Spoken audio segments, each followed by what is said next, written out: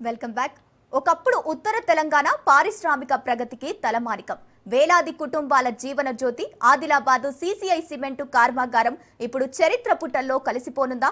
దశాబ్దాల పాటు ఈ ప్రాంత ఆర్థిక వ్యవస్థకు వెన్నెముక్కగా నిలిచిన ఈ ప్రభుత్వ రంగ సంస్థ ఇప్పుడు స్క్రాప్ ముక్కలుగా మారిపోతుందా?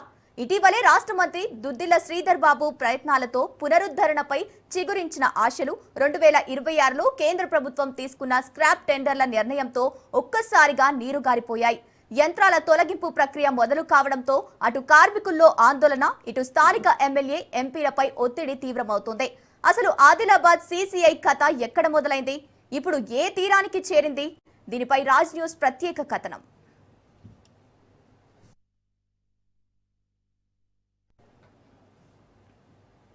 అది 1978వ సంవత్సరం.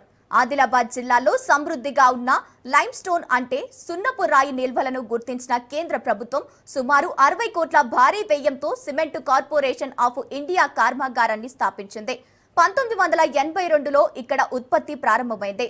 రోజుకు ఏకంగా 1200 టన్నుల సిమెంటు తయారీ సామర్థ్యంతో ఉత్తర తెలంగాణలోనే అతిపెద్ద పరిశ్రమగా ఇది అవతరించింది. 1980వ దశకంలో ఈ ఫ్యాక్టరీ స్వర్ణయుగాన్ని చూసింది. ప్రత్యక్షంగా పరోక్షంగా సుమారు 4500 మందికి ఉపాధి కల్పిస్తూ తెలంగాణతో పాటు పక్కనే ఉన్న మహారాష్ట్ర మార్కెట్లను శాసించింది. స్థానిక వ్యాపారం, రవాణా రంగం, చిన్న తరహా పరిశ్రమలు అన్ని ఈ ఫ్యాక్టరీ ఆధారంగానే పచ్చగా విలసిల్లాయి. ఆదిలాబాద్ అంటేనే సీసీఐ అన్నంతగా ఈ ప్రాంతం ముఖ చిత్రం మార్చేసింది.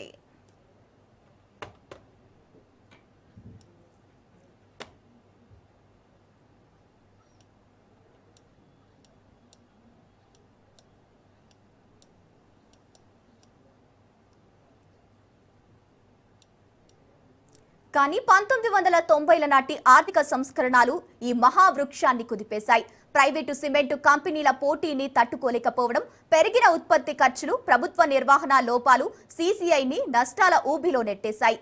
దీనితో 1996లోనే ఈ కర్మాగారాన్ని BIFR కు రిఫర్ చేశారు. నష్ట నివారణ చర్యలు ఫలించకపోవడంతో చివరికి 2008లో ఈ కర్మాగారానికి పూర్తిగా తాళాలు పడ్డాయి. ఫ్యాక్టరీ మూత పడటంతో వేలాది కుటుంబాలు వీధిన పడ్డాయి. నాటి నుంచి నేటి వరకు అంటే దాదాపు 2 దశాబ్దాలుగా ఫ్యాక్టరీని పునరుద్ధరించాలని కార్మికులు, స్థానిక సంస్థలు పోరాటాలు చేస్తూనే ఉన్నాయి.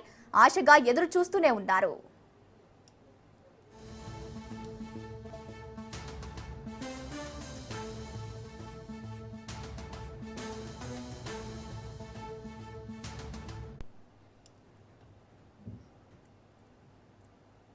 గతేడాది అంటే 2025లో మంత్రి దుద్దిల్ల శ్రీధర్ బాబు కేంద్ర మంత్రిని కలిసి సీసీఐ పునరుద్ధరణపై ప్రత్యేకంగా చర్చించడంతో స్థానికుల్లో మళ్లీ ఆశలు చిగురించాయి.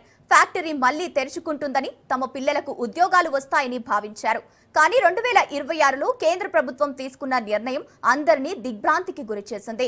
ఫ్యాక్టరీని పునరుద్ధరించడం పక్కన పెట్టి అందులోని పాత యంత్రాలను స్క్రాప్ గా మార్చేందుకు కేంద్రం టెండర్లు పిలిచింది. ఢిల్లీకి చెందిన ఒక ప్రైవేటు సంస్థకు ఈ స్క్రాప్ కాంట్రాక్టు దక్కడంతో ప్రస్తుతం ఫ్యాక్టరీలో యంత్రాల తొలగింపు ప్రక్రియ వేగంగా సాగుతోంది. యంత్రాలే లేకపోతే ఇక ఫ్యాక్టరీ ఎలా నడుస్తుందంటూ కార్మికులు ఆందోళనకు దిగుతున్నారు. రోడ్లపైకి వచ్చి నిరసనలు తెలుపుతున్నారు.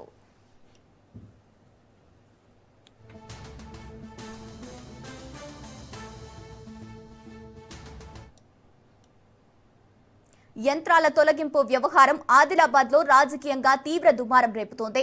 స్థానిక BJP MLA Payal Shankar, MP Godam నగేష్లపై ప్రజలు, కార్మిక సంఘాల నుంచి ఒత్తిడి తీవ్ర స్థాయికి చేరింది. గతంలో కేంద్ర స్థానంలో చర్చలు జరిగాయని, ప్రతిపాదనలు ఉన్నాయని ఎమ్మెల్యే పాయల్ శంకర్ చెప్పినప్పటికీ ఇప్పుడు కళ్ల ముందే యంత్రాలు తరలిపోతుంటే ప్రజాప్రతినిధులు ఏం చేస్తున్నారని ప్రతిపక్షాలు ప్రశ్నిస్తున్నాయి. ఎంపీ, ఎమ్మెల్యేలు దీనిపై స్పష్టమైన వైఖరి ప్రకటించాలని కార్మికుల సంఘాలు డిమాండ్ చేస్తున్నాయి.